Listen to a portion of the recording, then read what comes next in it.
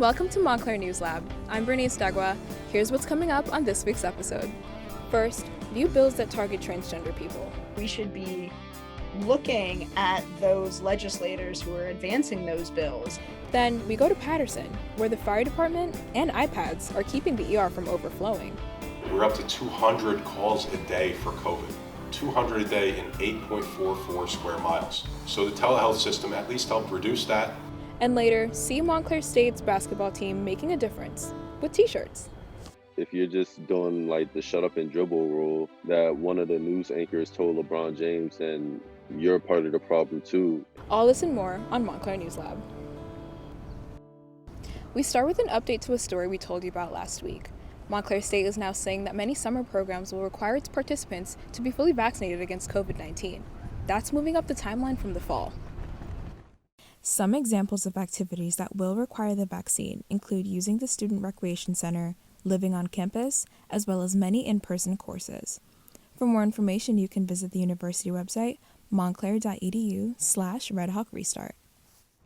This year, legislation aimed at limiting transgender healthcare has been sweeping the nation, leaving an entire community at risk. Carter Winter reports on the recent spike in bills and how President Biden acknowledged trans people in his recent address to a joint session of Congress. For all transgender Americans watching at home, especially young people, you're so brave. I want you to know your president has your back.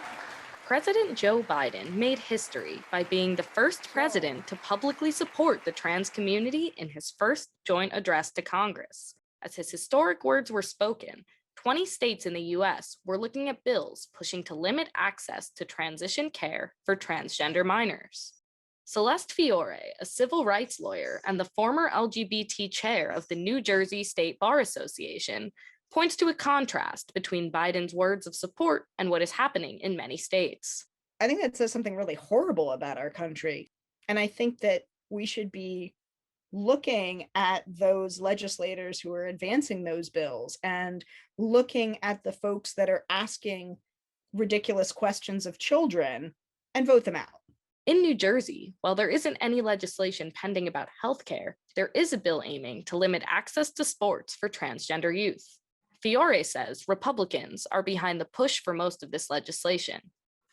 It is not an accident. If you look at the bills, they are the same text.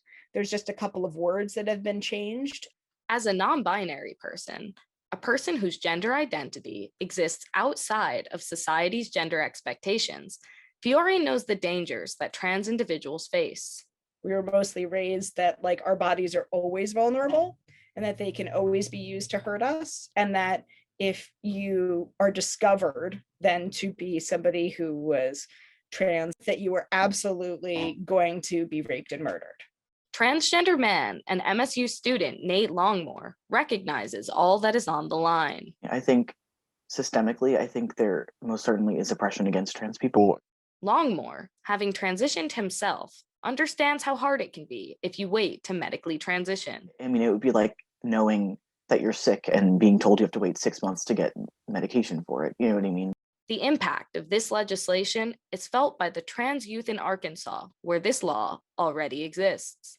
This really just sends a clear message to trans children that we don't want you in Arkansas. We don't see you as valid. I think the emotional effect of being a young teenager and knowing that your state has just passed a law to only harm you, I don't know how that would affect someone emotionally. For Nate, transitioning changed his life, but his experience has left him concerned for others in the community. Without proper care of trans people and allowing space for people to be their authentic selves, that is how you end up with high suicide rates.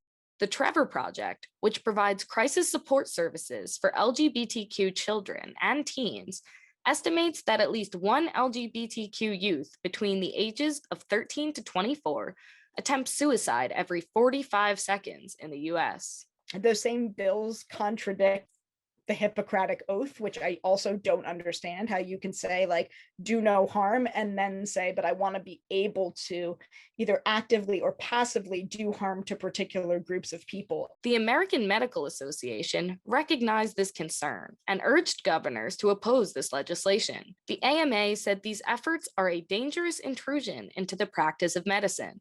Healthcare is key for the trans community, but transgender bills show no signs of slowing down. They've even made their way to New Jersey. Next week, we'll take a look at the impact of bills limiting access to athletics for the transgender community. He's a girl, he can't play football. For Montclair News Lab, I'm Carter Winter. We turn now to Patterson, which found its emergency rooms overflowing during the pandemic. An innovative program developed by the fire department solved this problem and shortened the time it takes to see a doctor. Louise Ellis reports. Attention Engine 4, Latitude Battalion 2. You respond 363 North 7th Street, Prospect Park, on a possible fire. Patterson's fire department is on the front lines, not just in the war to save lives, but also on the front lines of innovation, thanks to the emergency telehealth system developed by Chief Brian McDermott. Yeah, so telehealth system, basically it's FaceTime for healthcare providers. We found that we wanted to reduce the instance of transport to the hospital. How do we do that? When St. Joseph's Hospital became overloaded with COVID patients, the chief began working side by side with doctors to create a telehealth system to connect patients with emergency room professionals. Patterson EMTs gave us a demonstration of how the system works. So within the day hours when there's an actual doctor there, they can actually FaceTime face to face. Patterson was the first in the country to use a system like this for emergencies. EMS Captain Michael Morrow has firsthand experience using the telehealth system to treat COVID patients. They were a little skeptical at first, and then once our EMTs and myself and my fellow colleagues explained the program to them, they were very receptive because it was actually speaking with a physician. It was like bringing the ER to their home. According to Chief McDermott, the telecommunication system isn't just helping patients, it's making EMTs' jobs safer. Now, as long as they maintain that 6-foot distance without touching the victim, and they can do that telehealth from a distance. We're up to 200 calls a day for COVID. 200 a day in 8.44 square miles. So the telehealth system at least helped reduce that. The mayor couldn't be happier with Patterson EMTs. They were using modern technology, they were ahead of everything, and they were doing what they could to get people out of harm's way. And that's why I salute them. The ability to help patients while staying at a safe distance helps ease the worries of EMTs that they may bring COVID back to their family or colleagues. I've met some amazing people in my 16 years of doing this. People that I've called friends. I've lost friends, 2 of them from the pandemic itself. Although this year has been challenging, Morrow's experience during the pandemic validates why he and his fellow first responders remain committed to their jobs. We chose this, we love helping people, and that love of helping people helps us through the next day. From Montclair News Lab, I'm Louise Ellers. Montclair State's dance program is among the best in the nation, but with the pandemic, students had to find the balance between staying safe and practicing their craft. Alana Conti reports.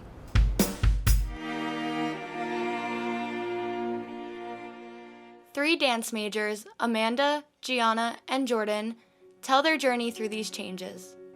Being a senior dance major during COVID has definitely been difficult. A lot of my training has been lost. I feel like a lot of my the regularity and the structure of classes has obviously changed. Amanda felt lost but had hope. I guess on the bright side, teachers and dancers and people holding auditions are becoming more acclimated toward relying on digital technology. The Montclair State University Department of Theater and Dance has found a new way to keep their students engaged and safe while also keeping in-person opportunities alive.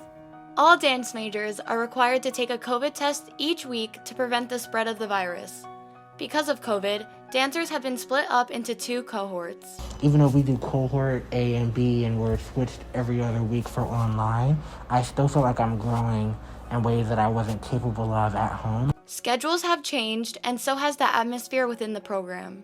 Having a different schedule has really been difficult to deal with mentally, physically, encompassing everything within my training and my education. To keep the bubble safe in Life Hall for dance majors, it is important they live on campus. Jordan came back to the dorms. Now I am on campus, both living and taking classes, and it's definitely a better experience. Although there are struggles, Montclair dance students are staying positive and excited for what's to come next year. All students are required to be vaccinated. And with the vaccine comes new opportunities. The plan is to have a majority of dance classes back in person next semester. I'm hoping that next year our schedules somewhat resume back to normal, and I just can't wait to be dancing full time like I used to all the time. Amanda, Jordan, Gianna, and so many more students in this time, dancing in new ways. For Montclair News Lab, I'm Alana Conti. Sports teams across the country have demonstrated their demand for racial justice by kneeling and boycotting, but one Montclair State sports team is taking a different approach. Red Hawk Sports Network reporter Corey Annan has the story. If you watched the Montclair State men's basketball team this season, you probably saw the Red Hawks wear some new t-shirts during their pregame drills. The idea for the shirts was inspired by Devin Cooper as a way to speak out against racial injustice. I really got into the racial injustice topic back when the George Floyd incident started. You know, I was a part of a few marches, if you will, for the Black Lives Matter movement, and I really thought like now it was season time. You know, like what could I do to like bring awareness to this topic without honestly like trying to step on anybody's toes for the most part. Devin reached out to his father, James Cooper, for some help. James creates merchandise for Hoop Group, a basketball company dedicated to helping young basketball players reach the next level. To support his son and his cause, James printed the shirts for the entire team at no cost. As for the design, the team opted not to use the words Black Lives Matter on their shirts. Instead, the words black and white are crossed out with the word human in bold. The purpose behind this was to remind people that regardless of skin color, everyone is human. It was really bringing, like I said before, bringing attention to the fact that there are racial injustices going on in this country and that we're trying our best to at least bring attention to this topic. The players themselves weren't the only ones to get on board with the t-shirts, as head coach Justin Potts encourages his players to use their platforms for change and always keeps his players aware of what's going on in the world. What they were putting on, and I thought it was a great message to send, and you know, we supported it wholeheartedly, and I think it was good for our program. We have a very diverse team, you know, and I think as I try to tell the guys all the time, they have a platform that not everybody has, you know, and when you're playing a sport, especially in a pandemic where there were limited activities happening, you know, we were going to get you know, 2 games a week that were going to be, you know, put on YouTube and zoomed out there and all that kind of stuff. So it was a way to you know, show that the solidarity that we had as a program, and then also hopefully shed some light on some things we felt needed to change in the world. Despite rising support for athletes speaking out against racial inequality, critics have maintained that athletes should stay out of politics and focus on their own sports. If you're just doing like the shut up and dribble rule that one of the news anchors told LeBron James, then you're part of the problem too. And then in a way, we'd be a part of the problem too, because our silence isn't helping anyone. From the Red Hawk Sports Network, I'm Corey Annan. Focus Racial Justice is a collaboration between all of the platforms at the School of Communication and Media. For more stories and our full 1-hour broadcast, visit focusracialjustice.org. It's time for another campus point of view. This time, News Lab reporter Jack Bartek shares a view that inspires him to work towards his future. I'm Jack Bartek, and this is my Campus POV.